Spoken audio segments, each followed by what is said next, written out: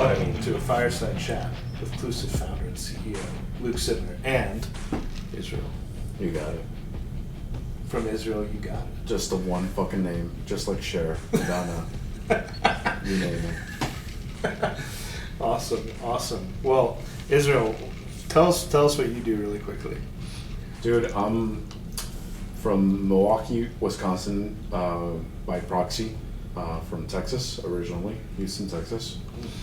Fan of the Astros. If you give me any trash can jokes, I'll kick your ass because we're part of the trash cans and we don't care. Equals World Series ring, don't care. So I live in Milwaukee, Wisconsin now. I've been there for 7 years. Accessibility coordinator at Beyond Vision. 501c3, dedicated to employing people that are blind, visually impaired. Basically what my job boils down to is creating and auditing processes to make sure that they're accessible to create more employment for the blind, visually impaired. Very cool. Very cool. And you do like podcasting yourself, correct? Yeah, dude. I do a show called Assistive Technology Hot Corner. Again, baseball references.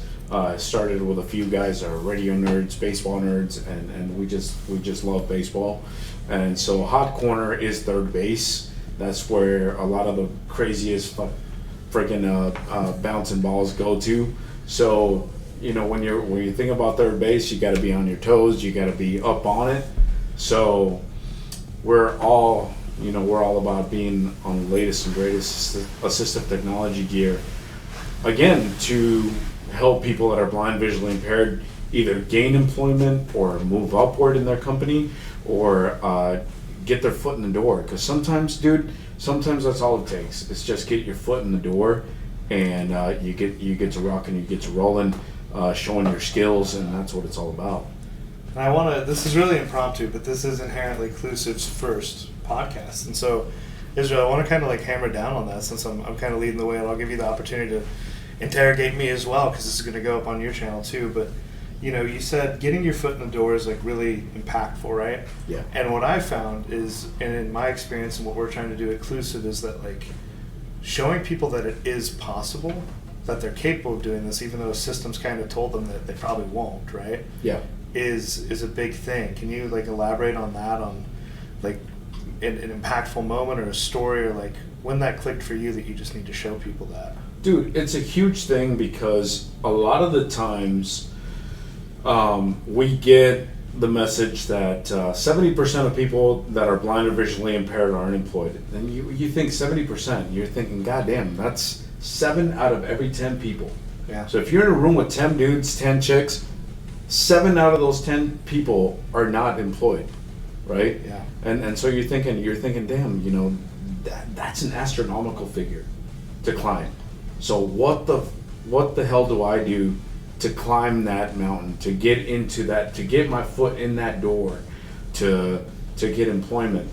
And sometimes that statistic by itself becomes a self-defeating or self-fulfilling prophecy, I should say, yeah. Where it's like, dude, if the odds are so astronomically high, then how can I gain employment? So, I'm all about breaking down those barriers. I'm all about showing people that you can do it, regardless of when you lost your sight. I lost my sight when I was 6 years old. And when I lost my sight, dude, I was trying to learn English, and I was trying to be a kid, and I was trying to learn how to be blind at the same time. I'm originally from Mexico. Yeah. Originally from Mexico. There you go. Echo in Mexico. Yeah, there you go. So, when I got here to the States, I'm a little kid. I'm learning English. Spanish is my native language, and I lose my sight when I'm 6, right? Yeah. So when I lose my sight when I'm 6, I'm thinking, damn, and I was to that point where I'm like, dude, my life is done, and I'm a 6-year-old dude. But I'm learning. I'm trying to learn English. I'm trying to learn how to be blind. I'm trying to learn how to adjust to these things. And then when you grow up and you're constantly hit in the face with, dude, 70% of people like you are unemployed. you're sitting there as a high school, middle school, and I don't know what your target audience is, but if there's kids listening, dude, sometimes you're sitting there thinking, is it even worth it? Because that was actually some of the thoughts that were in my head. Is it even worth chasing a dream? Is it even worth going after an employment possibility? Because 7 out of 10 people like me are going to fail. That is incredibly enlightening, and it brings to mind a battle that's like really near and dear to me, and that's, you know, I joined the Army at 17, got wounded in Afghanistan at 19, right? And when I got out, I thought my life was over because I was traumatized, right? You're damaged goods. Like, you have all sorts of weird shit, PTSD, night terrors. Like, you don't have a patience, you have no fuse, you have a temper, if you will. It's just all these things that stack up when you first get out. And then you hear the staggering statistic, 22 veterans a day kill themselves. And I've never really put the corollary until literally just now of veterans when they first get out of service and blind people when they too are first getting to employment, right? Or trying to breach that barrier. It's like, what is the next chapter in my life? Because this is fucked. This is, I'm getting told all these negative statistics. How am I going to beat that, right? Yeah. Am I that special? And then, that leads to another line of questioning. And that's like super insightful, Israel. I've never heard it like put in a way that had me create that connection before. But I think that's possibly part of my tie-in with the blind communities and what we do at Clusiv. You asked about our demographic. Our demographic's really everybody. Right now, we're focused on vocational rehab, right? So from pre-eds to 16 to 22, and all the way up to as old as Voc Rehab will take you in your job seeking. That brings me to like a good question I want to hit you with. You've made it into a career field where you're helping other people get into careers and breach that barrier. What are some of the biggest barriers that like persist between the blind visually impaired community and the modern workforce, meaningful employment? In terms of, from the perspective of someone that's blind or visually impaired, I think the biggest barrier to overcome is fear. God damn it, yo. Like, seriously, overcome your fear is the biggest barrier to anything. I had to learn a lot of things, before I joined Beyond Vision 7 years ago. I mean, before I joined Beyond Vision 7 years ago, I was playing rock and roll. I was a drummer in a rock band, and so I lost the fear of being in front of people. You fuck up on the drum set, everybody knows, right? You can't hide that one. You can't hide that. You can't hide that. It's not a bass guitar, right? The drums is the loudest instrument on a band. If you fuck that up, if you screw up the tempo of a song, then it's all off, right? So the pressure's on early on. And the biggest thing is defeat your fear. I don't care who's listening. Defeat your fear. That's what you got to do. And you got to get your foot in the door. You got to learn your skills. You got to be confident in who you are, and then step up to the plate and really, again, knock it out of the park. Because the way you present yourself to an interview, the way you show up, all of it counts. There are folks that are blind, visually impaired that don't care about how they look. I completely and wholeheartedly disagree with that. We live in a sighted world. You have to show up looking clean. You have to show up looking the best that you can. You have to show up putting your best foot forward. Because sometimes the first thing that people are going to notice is the way you're dressed. If you match, if you don't match, then one of my favorite examples is with ladies in particular. When a girl goes to take her dog out, for example, and it's a sighted girl, takes her dog out, and she's just whatever. Her hair's a mess. She doesn't give a damn, right? She's taking her dog out, and she just does whatever. And people look at her like, okay, whatever. She's just feeling lazy. If a blind girl does it, she can't dress. She can't take care of herself. If a blind man does it, he can't dress. He can't take care of himself. And it's that societal initial prejudice. An added layer of perception, yeah. Yes, that you have to overcome. That's So true. sometimes I feel like I gotta be on my game even when I'm taking my dog to take shit, because people are looking at me.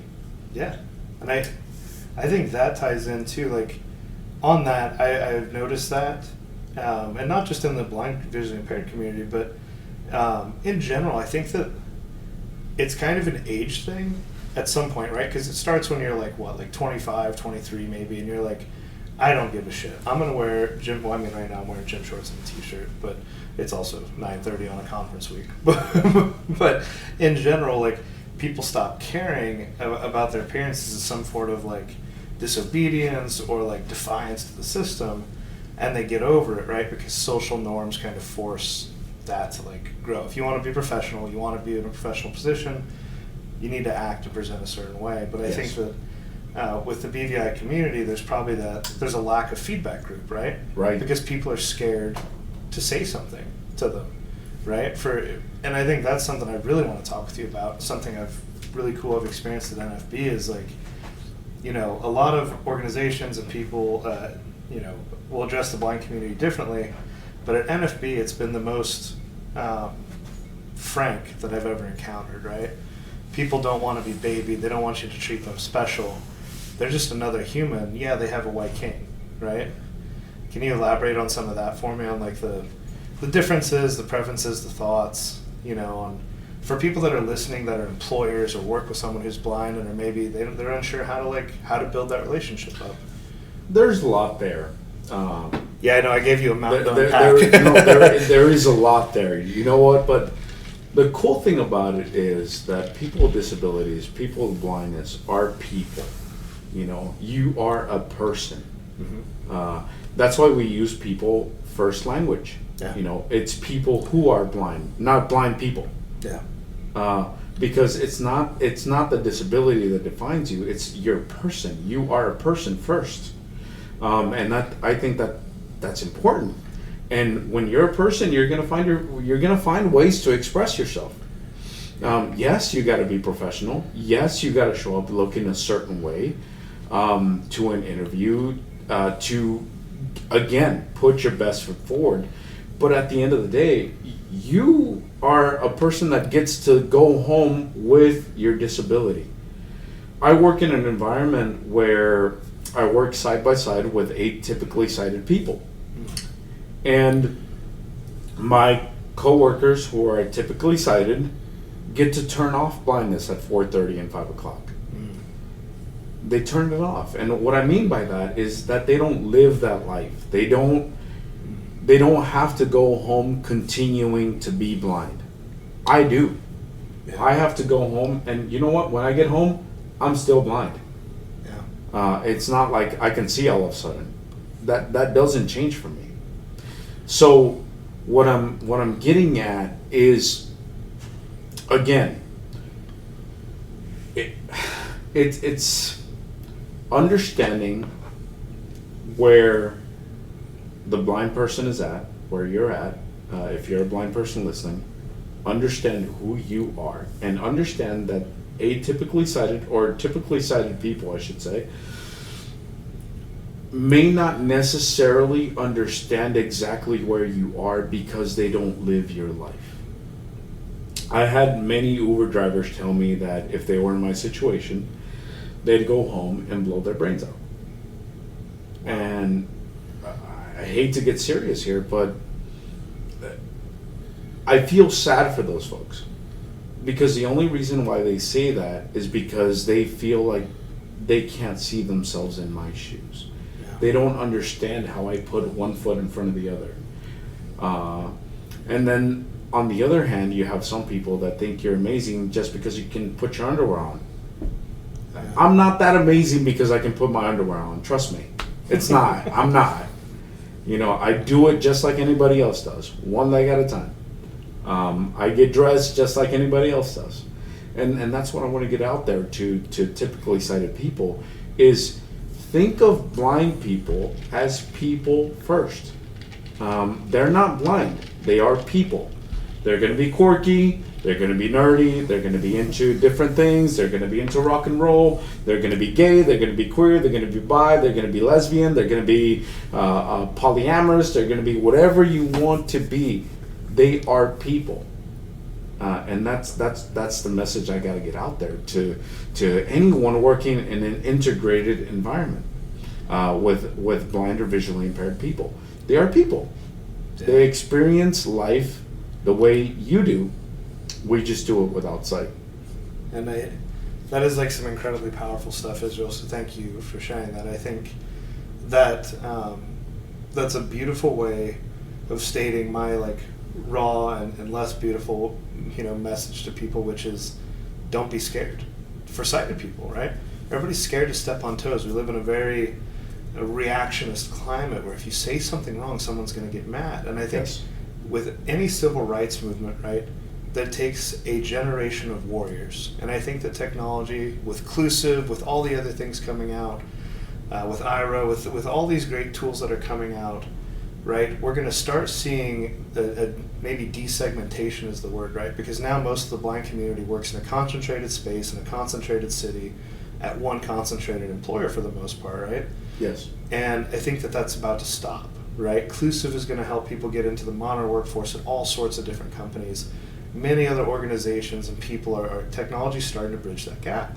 And so it's going to take a generation of blind, visually impaired warriors, if you will, to say, hey, like, don't be scared. You're not going to hurt my feelings. Like, I'm a human just like you. I just, as you put it, I put my underwear on the same way as you. I just happen to do it while blind. And that's such like a big thing, man. Is like humanity is a beautiful thing when we think about all we do for one another, right? And in some capacity or another. But fear is a big blocker to that. Incredible. But yeah, I'll trade you off the mic. I've been grilling you here. You've been in the spotlight. Where were you June 22nd, right? You don't want to know. Maybe we do. What you don't want to know, what you don't know doesn't hurt you. Oh man. So what can I tell you about myself? We just met, by the way. About 7 minutes ago. Yeah, the Clusiv team happened to meet this wonderful character Israel the night prior and connected, and we realized that we had a lot of commonalities in what we're trying to do in the world. So, yeah. And what it is really is again, we're on the same page because we're trying to get the message out that people are just fucking people, okay? I don't have a better way to say that. I ran out of English words. Again, English is my second language, so I don't know English words, all right? That's just the only way I have to say it. People are people. And when you start treating people like people, when you start overlooking things like disability, shape, color, you can make a lot of fucking progress. And you can learn some insane things. Yes. We have people, so Clusiv, I don't know if you know this, Clusiv is 70% blind visually impaired, and those that aren't blind visually impaired, there's 4, and out of that 4, 2 of us are wounded veterans. And so, and then we've got one with an Ivy League background, and one who's, just kind of been in the startup business and traditional roll track, right? And so we have different perspectives, and every time we hire someone, we just get this, like... So can I say something real quick? Yeah. So the way society will look at you guys is a ragtag bunch of fucked up people. we are. Hold on. Pause for a second. Because it's just, what the hell? What? It's plugged into the thing, but it's saying battery's exhausted. It's okay. We still got audio, right? And yeah. Cool. So... Yeah, just... Yeah. What the hell? Alright, so... and pick it up. We're a ragtag bunch of... Yeah, again, so the way society will look at you guys and say, you guys are a ragtag bunch of fucked up people. Right? Yeah. And that's the way people would look at you. Right? Yeah. That's the way people would look at me. Mm. But I'm not. I'm a person. Again, it's all about your. But then again, I don't allow people to attach labels to me. Yeah. Right. Yeah. So you can call me fucked up. Fine. That's not gonna hurt me. Your label doesn't attach to me. I'm a person first. Yeah. I understand my worth. I understand what I bring to society. My job is to help people become employed. And this is where Clusiv and I kind of cross paths here, because we are in kind of the same game here. Yeah. Creating opportunity, creating a way forward for, instead of you looking at 70% of people that are blind are unemployed, you're like, you know what? I don't give a shit. Yeah. If it's 70, 80, 90 goddamn percent, who cares? I'm going to make my way in the world because I can. Yeah. I'm a person and I can. And I have the same opportunities that any other person has because I can. Simple as that. Agreed. And I get off my soapbox. No, I appreciate it. I think that you're right. A lot of people did look at us as a ragtag, bunch of hooligans. Like, okay, cool, you got some veterans, you got some blind people. Like, in a startup, those are your first hires. But it's insane. Every time we hire, a blind or visually impaired person from wherever across the country, right? We get this download of information about their lived experience, and they bring that to the team, and it helps us create this better product. And the thing that I think I really want to tell and what we're trying to create across the world is that this doesn't just apply to products for the blind. This applies to every product, right? Yeah. Like if every company out there with an engineering team, if they had one blind person in product and one blind person per team doing QA on like the updates on every feature that they created, right? Essentially every line of code that goes to production. If you had that blind QA tester say, yo, this makes a ton of sense on the screen, or this is dog shit, right? Because it's one or the other. There's not a middle ground. Nope. And if you can get that, the product you would make would be better for sighted people and blind people. I'm not going to mention the company that I heard of this week, but somebody told me just this morning, we have a product that I think is really great, but our engineering team thinks this is a feature, and us blind people think this is bullshit.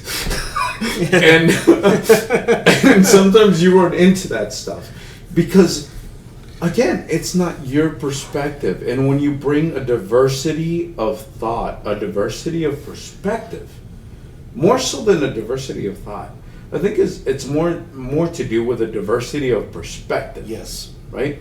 Because you're coming from a different background, you're coming from a different lived experience. Yeah. And that is what makes you an expert in your field matter, in your subject field. I couldn't concur more, man. Like, that's something that's been completely overlooked, right? Like, America as we know it has this big diversity craze of like, what's your skin color, right? And let's hire predicated on that. Let's hit targets predicated on that. But it's so much further than that. And I think it's bullshit, honestly. It's diversity of Do you have a diversity of socioeconomic classes and geographic locations? Because that is how you're going to create a team with an insane array of opinions, of thoughts, and of experience. And like that perspective shapes a product to be well-rounded and meet the biggest market. So one of the things I do is user experience surveys for websites. Have you done Clusiv? I haven't. Oh, and No. some of the data that we have gathered is, again, we are looking for the perspective of your end user. Yeah. I don't care what your code says. I don't care what if you could have 100% lines of code, 100% tested for accessibility. Yeah. But if you're not getting feedback from your audience, if you're not getting feedback from your target audience, then it doesn't really matter. Agreed. It doesn't really matter. There's a thing that I say, and it's an analogy that I make when telling people about the importance of Clusiv and the importance of hiring Clusiv graduates, and accessibility and usability are two different beasts. Yes. Accessibility is a group of regulations that the federal government passed, and if you've ever been on a government website, then you should probably have a clue about how good they are in guiding other people to make theirs, because government websites suck. Yes. 100%. And if you don't believe me, try to apply for a job on USA Jobs. # USA Jobs, hit us up. We'll make your shit better. We'll make your shit better too, USA Govs. Yeah, teamwork makes the dream. But what I say is that accessibility is like there being a law that says every store must have a wheelchair ramp, right? Yeah. But it completely fucking fails to dictate what angle that ramp is at. And so stores start putting 90-degree wheelchair ramps in. Dude, is that functional? Somebody's going to top over and only Arnold Schwarzenegger can get up there, right? Exactly. But usability is being smart enough to these say, arms would not get up there. I'm just saying. I don't know, Israel. They might. Keep drinking beers. It might work. But speaking of beers, usability is having that wheelchair ramp at a 3% grade. Yes. So it's all about meeting people at the bell curve, right? So at the bell curve of their ability. Yeah. Right. Yeah. So when you meet people at the when you have a bell curve, you have the chance of reaching your biggest audience. So if it's Arnold, I can't say his name, Arnold Schwarzenegger, there you go, or if it's Israel with his scrawny arms, both of us could get up that ramp as efficiently and as successfully and as safely as anybody else. And that's what universal accessibility and universal design is all about. Yeah. A lot of people, and I'm gonna go off on another tangent here, but a lot of people don't think of accessibility that benefits their life. Unintentional accessibility is what I call it. Yeah. So let's think about doors that open automatically. Mm-hmm. You have a couple of arms full of groceries. You're loaded as shit. Do you think you're gonna have the ability to push a door open? No, they open automatically. But you know who else that benefits? That benefits someone with a cane. That benefits somebody with a wheelchair. That benefits somebody with a walker. That benefits somebody that is slow, that has crutches. That benefits somebody that has a broken limb, that has to get through those same doors. Or doesn't want to touch the gross ass doors. Yeah. Or does, especially after COVID. Good point. Yeah, no, that shit's gross. But I do lick the handrails in airport buses once every quarter just to keep my meter just to make sure you're safe. Yeah, that's my version of a booster. That's my booster right there. Just checking. Make sure you still got it. That is the thing, and it's thoughtfulness, and it's funny. Clusiv, our initial investors, they had faith in me, my ability to run the company, my co-founder, and our vision, right? Yeah. But they didn't know what to expect when this product was built. Yeah. Right? They most of them didn't understand what the hell a screen reader was at first. And so we had brought them into a whole new world, telling them about this problem, about how we were going to build this. And when we launched the product and we gave the investors a sneak peek to see what it looked like, they were like, "Luke, I thought you said you built this for blind people." And I'm like, "What? I did." I'm like, "It's beautiful." I'm like, "Yeah, no shit." When you design things with the simplest user pathways in mind, with clearly annotated links, clearly annotated directions, the human brain, sighted or not, quickly gathers that. Right? It reminds me of beyondvision.com, www.beyondvision.com. /Clusiv. Let me repeat that again, www.beyondvision.com. So when we went through our web redesign, we discovered that our own lawn was dirty. It happens. Right? Our own lawn was dirty. We're talking about accessibility, we're talking about universal design, but our own lawn was dirty. Mm. When we made changes thinking about universal design and universal access, one of the first pieces of feedback that we heard was, your website is more intuitive. I can understand it, I can follow it, I can see what's going on, and this is from people that have no visible disabilities. Okay? So accessibility, and a lot of people think that accessibility has to be ugly. Accessibility does not have to be ugly. Accessibility can be beautiful. Yeah. One thing that I disagree with, for example, is click here for the accessible version of this site. You know what that reminds me of? And I hope I'm not offending anybody, but I'm going to say it anyway. It reminds me of people of color go through this entrance. I was just going to say different water fountains. Yeah. People of color drink from this water fountain. Yeah. And I, as a software engineer by trade and someone who's worked for other companies, and I'm torn on that one. I don't know which way to feel, because I empathize with what you're saying, but I also am like, well, inherently, right, we want to create these fancy graphic designs, right? We want to create the stuff that just isn't compliant sometimes, right? It isn't going to be accessible. And so this is like a super interesting take. I've never heard this before, but when you said it, I knew where you were going to, because I've thought about it. So I wonder if is there a good way to do that, or do you think just in general it's not really good practice? I think it's, again, we come back to what we've been talking about a lot tonight. It's a matter of perspective. Yeah. And do you think it matters what kind of website it is, right? It pushes your imagination. It pushes your creativity. Mm-hmm. I think making things universally accessible pushes your creativity to the next level. It challenges you to think of a different paradigm, to think of what you're delivering, your product, to think of it as a product that is going to serve the greater good. No, we're a long way removed yeah. from Jim Crow laws. We're a long way removed, thankfully, from that bullshit that this country had before. Yeah. Thankfully, we've made progress, and that's great. But sometimes, what hurts my heart, and people don't think about it, is that people that are in a wheelchair still have to enter through the back of a building by the fucking trash can. Yeah. Because there's no ramps available for them in the front.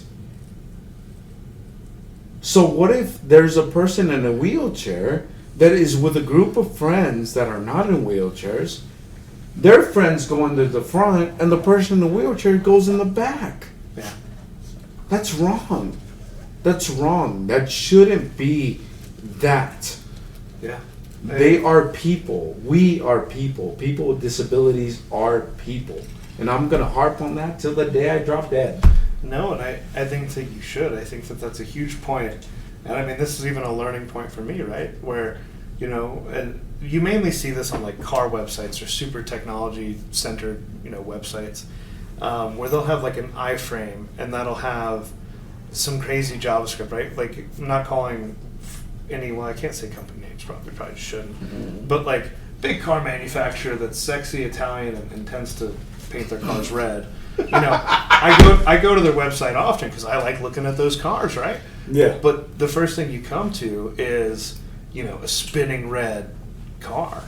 And it's like, that's, the description on it is nothing. It just says like, JavaScript image or like what, I forget what the frame tag is. But, and it's like, even that, if you went the extra mile to say, hey, give it a beautiful description, right? I think that, for example, this chair you're sitting in Israel, I think that e-commerce has a long way to go in like the way they do descriptions too. Like, instead of saying this is a chair, you want to buy a chair, or saying it's a white striped chair, they should say it's a white striped chair with blue accent stripes and I don't know what you call it, gray stitching, right? Like, they should give like a beautiful description because they're missing out on a huge market, right? And I'll point this out too.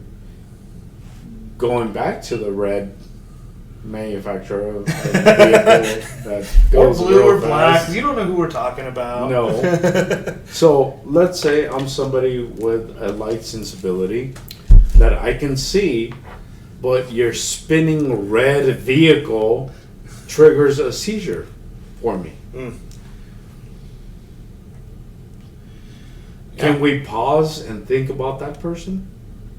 Yeah. And that's the thing, is there's everything in this world, like from a company standpoint, right, how this is viewed is it's an edge case thing. Like, oh, well, there's like 2 epileptic people that happen to look at this website, right?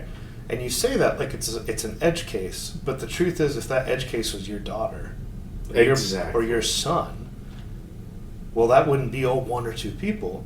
That would be 100%. That would be your person, your audience. Yeah, and now you give a shit all of a sudden. Exactly. And it's one. I mean, there's multiple big CEOs that have come into power where their children have been disabled, and all of a sudden the company comes out with a big statement, right? We're focusing on this. We're investing millions and millions and millions of dollars in accessibility now. And the easy question is why? Why does it take that? Why? Yeah. And you know why? The question is because they have a captive audience, and that is their child. Yeah. So if we think of the world not as being your child, but as being your captive audience. About who you can impact. Who you can impact. Who you can make a difference to. That's what you're looking for. You're looking to make a difference. Yeah. Clusiv is looking to make a difference. Beyond Vision is looking to make a difference. We are looking to make a difference. We have a metaphor that we use at Beyond Vision called the career runway. And we think of a runway. What happens in a runway? Planes land, planes take off. Sometimes planes stay. Okay? Yeah. So in a runway, in the runway concept, what we're thinking of is people either landing, discovering that they love what they're doing and staying, or learning as they grow, learning as they develop, and taking off in their careers. So that's what we're looking for. We are trying to encourage the next generation of blind people to take over your own lives. Runway, take off, make your own destiny. And I know this sounds almost superfluous, or almost like it's just words, but it's not empty words. Yeah. In my 7 years of working at the company where I'm at, Beyond Vision, I started in the machine shop. I did assembly and packaging. There was an opportunity to do call center work. I did that. There was another opportunity for me to do sales. I discovered that I'm not good at selling coffee at Starbucks for free. Okay? Yeah. I'm not a sales guy at all. If I can't sell you coffee at Starbucks for free, there's something wrong with me, right? Yeah. I'm not a sales guy. But there's something that they discovered that I like. Yeah. I love technology, and I love accessibility, and I love making connections with people that are meaningful. Yeah. And bridging those gaps and helping people become employed. That's what I'm passionate about, and that's what I've been doing. Yeah. And again, it's not just Beyond Vision. It could be another company like Clusiv. Like, you can find your path. Yeah. You can find your skills and thrive on your own. Agreed. And I think, in kind of a closing sentiment here, what I want to put out is like, and I'd love your take on this too, but I really and truly firmly in my heart of hearts believe that we need a generation of blind individuals that are willing to be the warriors that break these societal norms. And I think that that's ultimately what our country's been founded on, right? Is doing what's right. When something is wrong and it exists for a long enough time, we fix it, right? Yes. It's not instant. We still have things to work on, right? Yes. But we've, evolved and grown and progressed and gotten better and better and better and better and better. And even on the darkest days in America where it feels like perhaps we're regressing sometimes, the truth is, statistically, we are getting better than we ever have been before. Yes. And how do we cultivate that? And that's what Clusiv's trying to do. And so, my message to everybody out there is, if you are a blind, visually impaired individual looking for training to get into the modern workforce, that's one way where we can help. If we're not in your state, we'll figure it out and make it happen. And there's multiple ways we do that. And I'll let Israel close this out on his end with once again, your company, where they can find you. You can follow us at clusiv.io. That's our website. All the social media is on there. And Clusiv Inc. is our tag throughout Twitter, Instagram, and everything else. So. Yeah, and you guys can find us at www.beyondvision.com. We're also on YouTube, Instagram, Twitter, and Facebook. My podcast is athotcorner.com. That's athotcorner.com. You can also email us at athotcorner.com. You can join us on the third Thursday of every month. We have a live show that we record, and all we want to do is put the tools in your hands. That's our goal. Our goal is to give you the tools to succeed on your own. Whether you meet the CEO of Clusiv, or whether you meet the CEO of Beyond Vision, or whether you meet the CEO of Apple or Microsoft, we want to make you get your foot in the door. And not only get your foot in the door, but kick the fucking door down, all right? Kick it down. Get in. Get employed. Get hired. That's what we're all about. Make that money and build your dream, folks. Well, Israel, it's been a pleasure, man. This has been a blast. Last thing, this can be edited out. I wanted to talk a little bit about the future T-shirt collaboration Clusiv and Israel are going to be having here. If you want to buy one, email us at T-shirt contest? Adam at clusiv.io. That's our marketing guy filming this. So the shirt's going to say, we're going to figure out some sort of collaboration with design, maybe AT Hot Corner logo, Clusiv logo mashup or something like that. And it's going to say, what's it going to say, Israel? Let the people know. Kick the fucking door down. And on the back, it's going to say, if you can read the braille on my man thong, you're too close. Absolutely. Copyrighted by Israel. Trademark, copyright, 2022. Oh, man. All right. It's been fun. Thank you so much for having me, guys. Yeah, that turned into an impromptu thing, but it works. Oh, more than that. And when they finally think you're wounded, then it's your chance to be ruthless.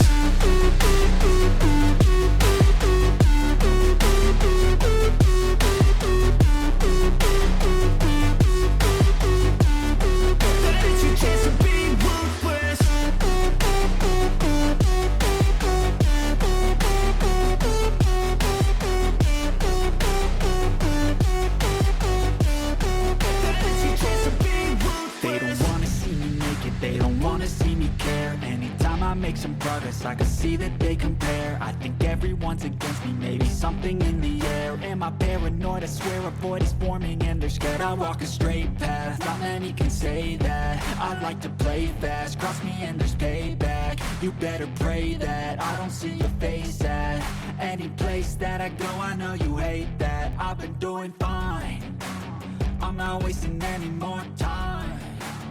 I live for the fight and the climb. I think that the pain that's deep inside